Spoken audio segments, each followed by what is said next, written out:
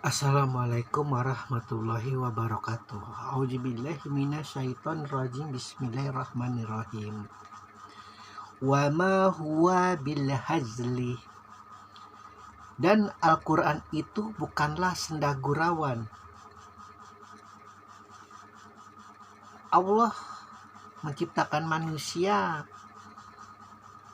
Sudah kita telaah di ayat sebelumnya bahwa bukan suatu hal yang percuma. Dia menciptakan manusia itu asal cipta saja. Sebenarnya apapun yang diciptakan oleh Allah itu pada hakikatnya adalah bukan suatu yang asal-asalan. Apalagi ini yang namanya manusia yang berani mengemban sebagai pemimpin alam semesta, yang berani mengemban sebagai khalifah bagi alam semesta, yang mewakili dari seluruh ciptaannya itu, dari ujung langit ke ujung langit, atas bawah kanan kiri, dari yang paling gaib semuanya ditimpahkan semua kepada Adam.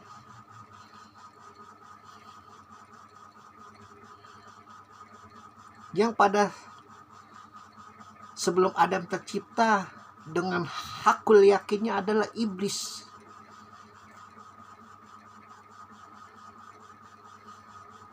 Yang merasa berhak untuk sebagai wakil bagi alam semesta.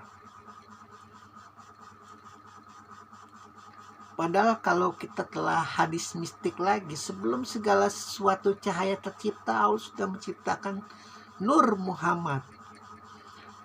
Ini hadis mistik, tidak perlu dipercaya juga nggak apa-apa, karena butuh keyakinan yang paling yakin.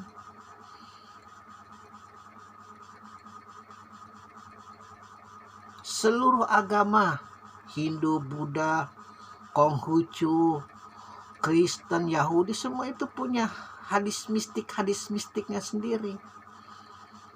Logika kenapa Tuhannya itu yang paling besar, logika kenapa utusannya itu yang paling suci. Makanya Islam sebagai teologi, sebagai agama yang menjabarkan Allah, juga mempunyai semacam hal seperti itu. Nur yang pertama diciptakan oleh Allah itu adalah nurnya Muhammad, cahayanya Muhammad. Makanya sebagai rahmatan lil alamin itu bukan kata-kata yang fata morgana. Bukan. Meskipun kita di masa ini terlihat begitu banyak kemaksiatan, begitu banyak kejaliman, begitu banyak genosida, tapi semua teredam dengan cahayanya Muhammad. Masih banyak yang mau baca Al-Quran, masih banyak yang sholat, masih banyak yang sujud, masih banyak yang motivasi keilahiyahannya, penyembahannya itu sama seperti kaum jin yang luar biasa kalau sedang menyembah Allah itu sampai tidak kenal waktu, seperti iblis dulu sebelum tersesat, sampai ribuan bahkan ratusan ribu tahun.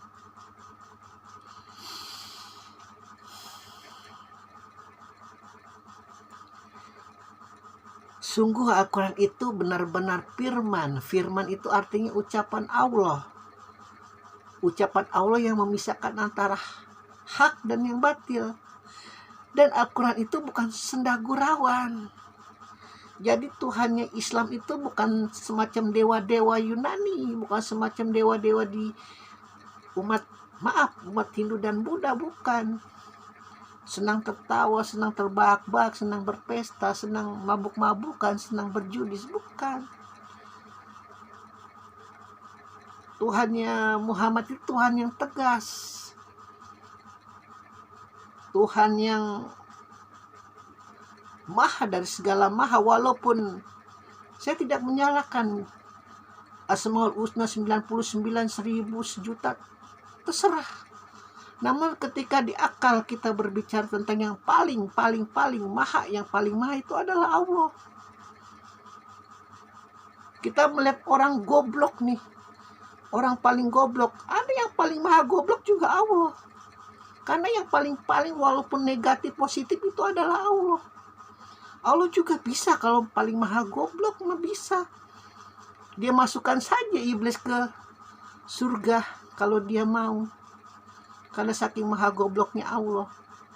Kan ditutupi dengan maha pintarnya dia, maka tidak mungkin iblis itu masuk surga.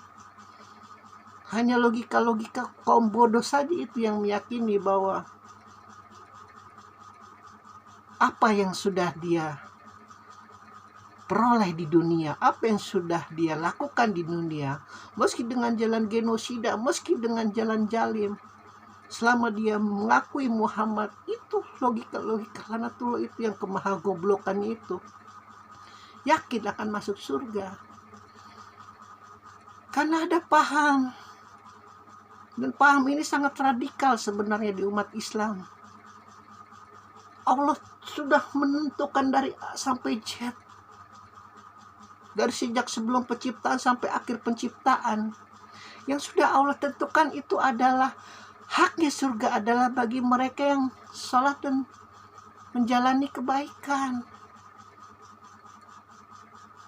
Dan haknya neraka adalah sebaliknya. Segala kebaikan kita, kecerdasan kita, kepintaran kita, jalan lurus kita, itu haknya Allah. Karena Allah menitipkan kekuatannya kepada kita. Dan dia tidak sekali-sekali menerima. Apapun itu alasanmu kenapa engkau korupsi, apapun itu alasanmu kenapa engkau melakukan genosida, apapun itu alasanmu engkau dosa-dosa yang receh-receh ya, zina, minuman keras, mabuk-mabukan. Tidak, lihat di Al-Quranku, itu pembeda antara hak dan yang batil. Engkau sudah tertipu oleh makrifat iblis lanatullah.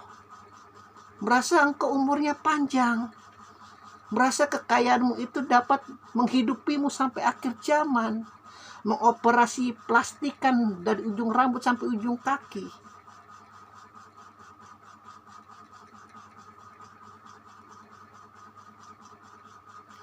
Kalau ada manusia yang hidup sampai ribuan tahun, jutaan tahun pun, itu hanya bentuk logika-logika mistiknya saja, kidir. Apalagi siapa? Logika mistik. Secara fisik kita tidak bisa melihat kidir, menyentuh kidir, bertegur sapa dengan kidir, ya tidak bisa.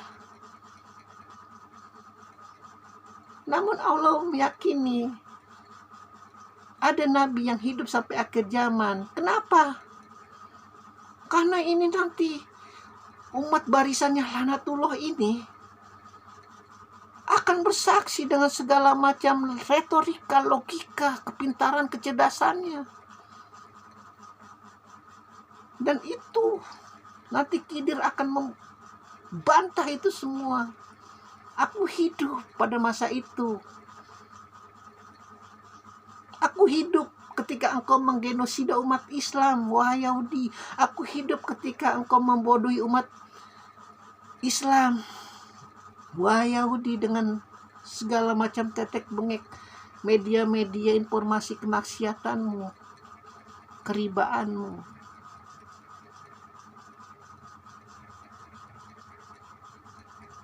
Dengan air keabadian yang Allah berikan. Karena kidir tahu nih, kalau dikasih Zulkarnain junjunganku, aduh kasihan, mendingan aku saja yang minum muridnya. Sampai akhir zaman menjadi saksi.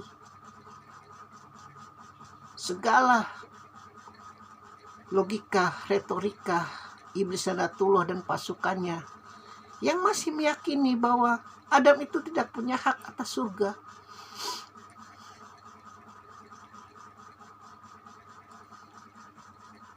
Terlalu banyak kita menguraikan hadis mistik malam ini.